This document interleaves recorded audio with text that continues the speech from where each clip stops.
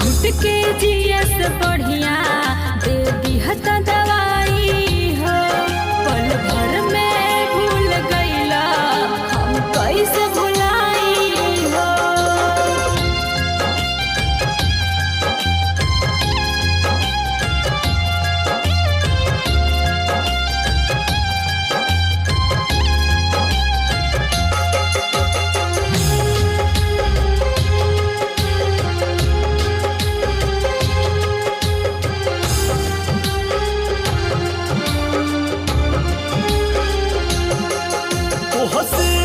बताई कैसे हम कैसे जियतानी सपना जब से बटूटल सदमा में रहतानी।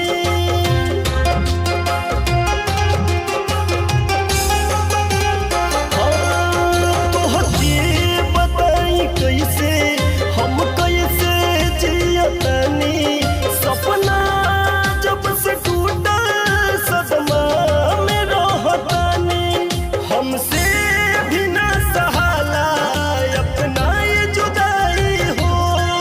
हमसे भी ना सहाला अपना ये जुदाई हो।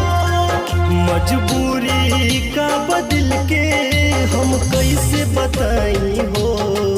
मजबूरी का बदल के हम कैसे बताई हो। मजबूरी का बदल